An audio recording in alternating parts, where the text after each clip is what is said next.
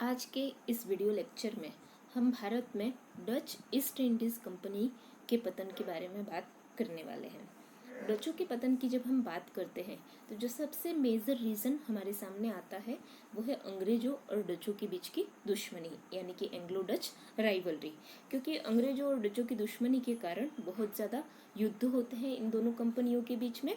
Obviously क्योंकि इनके बीच व्यापारिक प्रतिस्पर्धा है तो युद्ध तो स्वाभाविक ही है।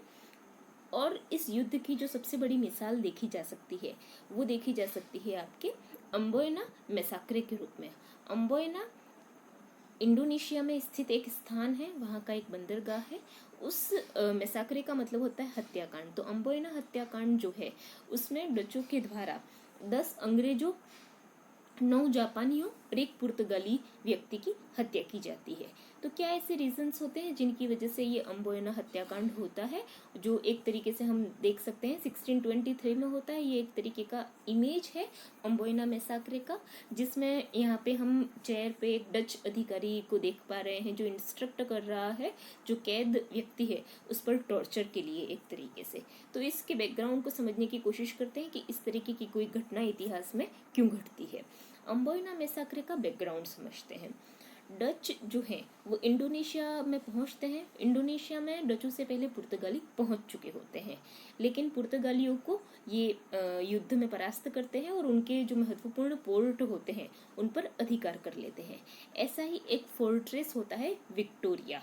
विक्टोरिया का जो फोर्ट्रेस होता है उसे डच जो है वो पुर्तगालियों से विजय में प्राप्त करते हैं और उसके बाद वो वहाँ पर अपनी मोनोपोली जो है वो स्थापित करने की कोशिश करते हैं अपने दम के माध्यम से, अपने बल के माध्यम से। लेकिन साइमल्टेनियसली हम देखते हैं कि अंग्रेज जो हैं वो भी आते हैं और वो भी इंडोनेशिया में अपनी उपस्थिति दर्ज करवाते हैं। तो इस वजह से दोनों में, जैसा हमने देखा कि कंपटीशन तो हमेशा रहेगा ही, तो ये कंपटीशन इतना ज़्यादा होता है कि अंग्रेज सरकार और डच सरकार दोनों कंट्रीज़ की जो सरकारें हैं उनको कुछ ट्रीटीज साइन करनी पड़ती हैं और वो कुछ कंडीशंस डिसाइड करते हैं ताकि दोनों आराम से व्यापार कर सकें। लेकिन दोनों ही कंपनियों के द्वारा इन शर्तों का पालन नहीं किया जाता है और दोनों में एक दूसरे के खिलाफ द्वेष की भावना एक तरीके की क्रिएट हो जाती है। इस समय पर अंग्रेज क्या करते हैं, कुछ जापानीज सोल्जर्स की सहायता लेते हैं। एक जापानीज मर्सिनरी सोल्जर होता है, वो पकड़ा जाता है विक्टोरिया फोर्ट्रेस की जासूसी करते हुए। तो जब वो जासूसी करते हुए पकड़ा जाता है तो उससे पूछताछ की जाती है। तो जापानीज सोल्जर्स के साथ साथ कुछ अंग्रेज सोल्जर्स को भी पकड़ा जाता है, कुछ अंग्रेजों को भी पकड़ा जाता है और उन्हें टॉर्चर किया जाता है। जैसा कि हमने पिछली इमेज में देखा कि किस तरीके से यहाँ पर टॉर्चर जो है वो किया जा रहा है। यहाँ पे एक व्यक्ति है जिसे लटकाया गया है और उसके सिर पर पानी डाला जा रहा है और उसके सिर को चारों तरफ से कपड़े से रैप कर दिया गया है।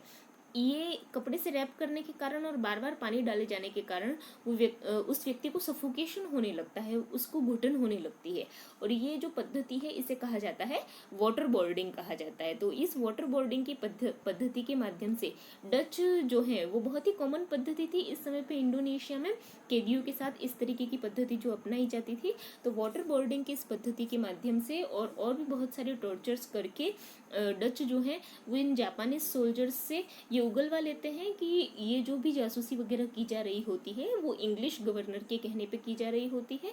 तो इसके बाद डच जो है वो हमने जैसे कि देखा कि 10 इंग्लिशमैन को, 9 जापानीज को और एक पुर्तगाली को वो एक तरीके से डेथ ऑफ सेंटेंस या मृत्युदंड दे देते हैं।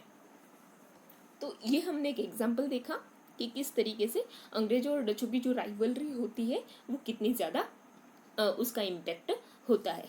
अब डच व्यापार जो है उसका भारत में डिक्लाइन क्यों होता है, उसके कारण हम समझने की कोशिश करते हैं। तो उनका भारत में जो डिक्लाइन हो रहा है वो कुछ पर्टिकुलर रीजंस की वजह से हो रहा है। जैसा एक तो हमने देखा कि अंग्रेजों और डचों के बीच जो प्रोलॉन्ग्ड वॉर है, यानी कि बहुत लंबे समय तक चलने वाला जो युद्ध है वो रिस्पॉन्सिबल है। इसके अलावा डच जो है वो भारत में साम्राज्य निर्माण में इतने ज़्यादा इंटरेस्टेड नहीं होते हैं। उनका जो मेन कंसर्न होता है वो व्यापार से के संबंध में ही होता है। तो उन्हें व्यापार में जहाँ से फायदा होता है वो वहीं से व्यापार करना चाहते हैं और स्पेशली वो गर्म मसालों पे ज़्यादा फोकस करते हैं।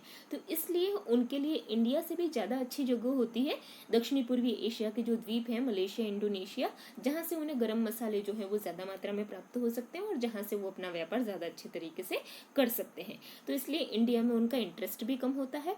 और दूसरी तरफ अंग्रेजों से उनको जो चुनौती मिल रही होती है वो चुनौती भी वो फेस नहीं कर पाते हैं।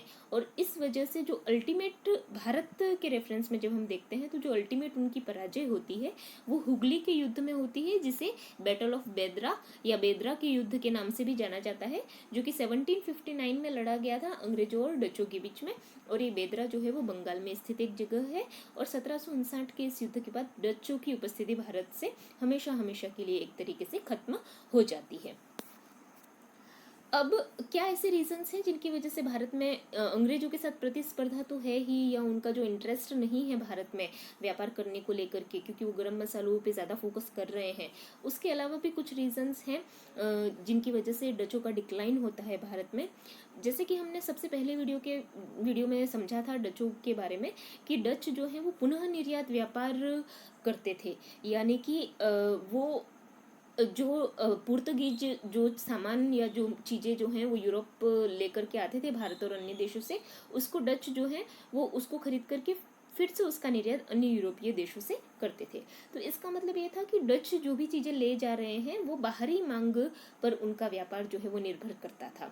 लेकिन ये बाहरी मांग जो थी वो धीरे धीरे घटने लगी, क्योंकि डचों के साथ साथ फिर धीरे धीरे ब्रिटेन और फ्रांस का भी उत्थान हुआ और वो भी एशिया में आए और भारत भी पहुँचे और अन्य देशों तक भी पहुँचे।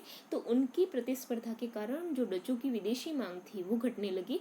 इस मांग की कमी के कारण उनका जो व्यापारिक नियंत्रण था वो खत्म होने लग जाता है।